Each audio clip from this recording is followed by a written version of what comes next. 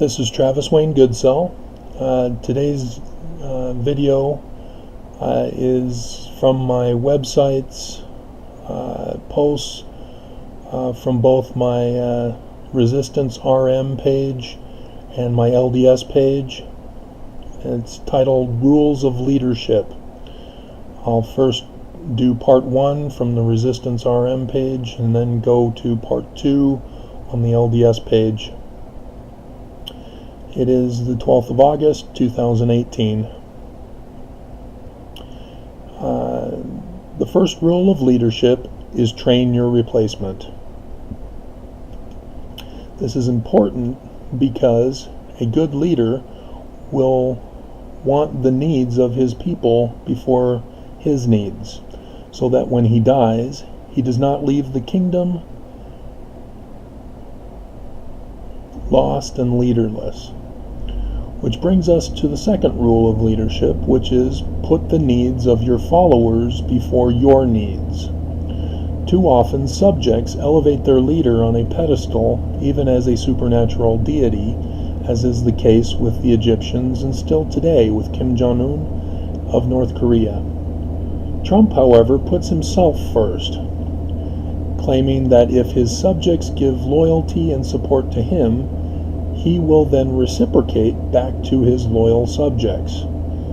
In Trump's Art of the Deal, he specifically states that he cons others to get his needs first, but recognizes that the con will not last, such that he gets as much as he can before the ride is done. As a consequence, Trump has left behind him a pile of failed businesses and ventures and numerous bankruptcies and unpaid contractors. This is what Trump is doing to the United States as president, and it will leave our nation in ruins, leaderless and destitute. Leaders who put their people first will not live in lavish lifestyles when there are people homeless and hungry. A leader who puts his people first will not go around the world picking fights to submit other kings as tributaries, but will lead his army into battle for defense of his people's kingdom that is directly threatened by a known and real adversary. A good leader is not on the front lines, but must be at the battlefront directing the battle. A good leader does not fear being captured and killed, for remember rule number 1. This will help ensure that the leader is just and true in battle. Our executives and Congresses have never utilized these two simple rules of leadership. We've allowed party government to infiltrate our nation over the constitutionally required representatives of the people. Our two parties fight the other and turn the people against each other, all while the leaders live in lavish lifestyles, and the people are now identified as being so poor as to be a fourth world status for our treatment of those in poverty, and the UN has declared us as a human rights violators. Trump wars against mothers and their children as the enemy of the people, while at the same time sleeping with a foreign enemy who's at cyber war against us and winning. What will it take for you to catch on to Trump's con and stand in defiance of his oppression and tyranny against his own people? Leaders who claim subjects cannot protest their leaders and demand submission and suppress rioting of the people, wanting rights, freedoms, liberties, and food, are not good leaders worthy of loyalty. Part 2.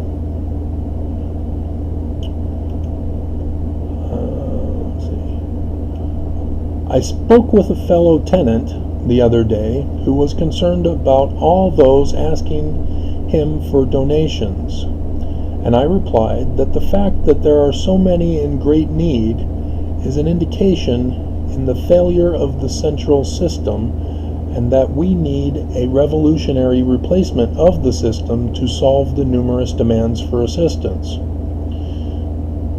The church Jesus is recorded as leading is said to have had all things in common, despite rendering unto Caesar what is Caesar's.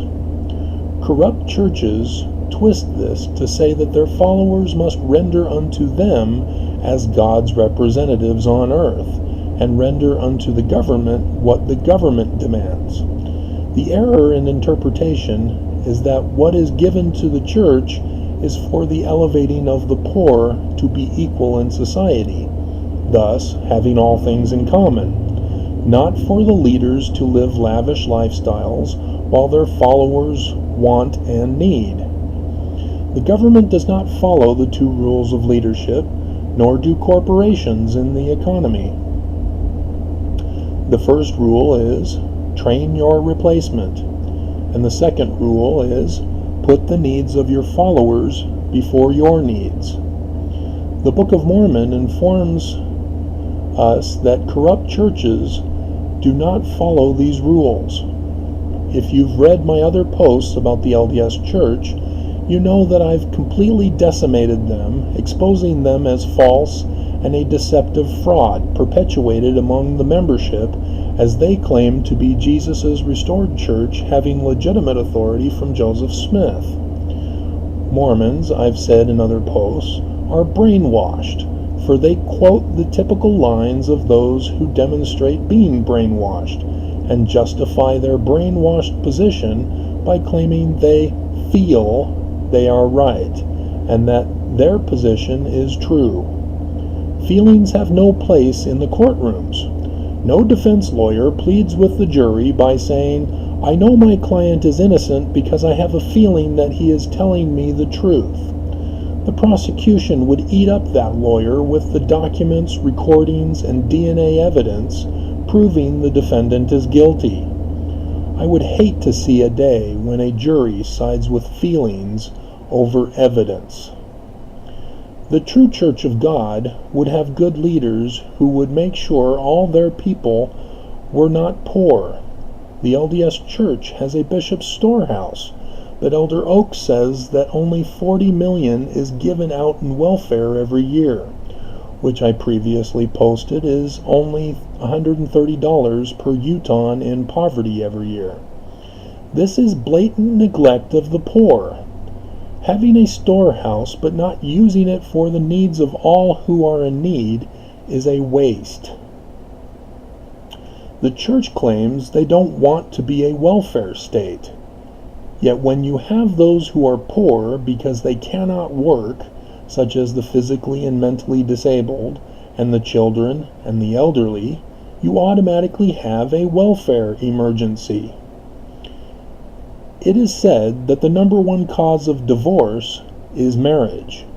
So likewise, the number one cause of the elderly is childbirth. The Family Proclamation has been twisted to deny single mothers, divorced persons, gays, and immigrants support. The Family Proclamation is not to be used for the creation of a master race and the cleansing of nonconformists. The Family Proclamation is even being used to attack husbands for not having a job that can take care of a family as a sole provider. For a single person, it is required that they obtain a $19 an hour full-time job before taxes here in Utah in order to care for themselves with basic needs only. Thus, a husband and father is required to obtain a job paying a lot more than that. Yet, you in Utah not only tell the homeless to get a job, but tell husbands and fathers to get a better job. Why is no one going after the fast food restaurants to demand they pay their employees a minimum of $19 an hour? You say it is because fast food joints would raise their prices? And you don't see what the core problem is? You say that fast food is a starter and a training job for teens to get experience? Are you really that ignorant of the concept of equality or all things in common? A meal at a fast food place costs them only 25 cents. It's the plastic containers that is the most expensive, yet still they charge customers $5 to $10 for a meal. What people don't realize is that a capitalist economy is a pyramid scam. Those at the top don't work, but hire below them who hire people below them, etc., until you eventually have no one left to work for you, and pass up the money to the top of the pyramid business. Trickle-down economics is Reagan's economics, which in and of itself acknowledges the existence of the pyramid scheme in operation. If businesses followed the two rules, there would be no need for the church to be a welfare charity. But because businesses don't, and the government doesn't either, as their welfare is less than $5 an hour, the church is forced to step up and create a counter-resistance to the government and economy and feed God's sheep, literally. But the church won't do this, and make it worse by punishing poor members by threatening their temple recommend for non-payment of tithes, which go to the building of churches and publishing of Book of Mormons. As the church leaders live lavish lifestyles, sitting on their thrones, demanding loyalty, claiming to be God's representatives on earth. President Eyring, get off your palace in the hills of Bountiful next to the temple and give your excess to the poor. All other church leaders who are likewise paid, do the same. Bishops, freely give aid and assistance to those in want and need in your wards. Do not demand tithing from the poor, the disabled, the single mothers, the children, and the elderly with threats of taking away recommends. We are in an emergency crisis. For you not to comply with my demands for the people makes you guilty of blood. Let my people go. What is this word? Thus saith the Lord God of Israel, let my people go. The slaves are mine.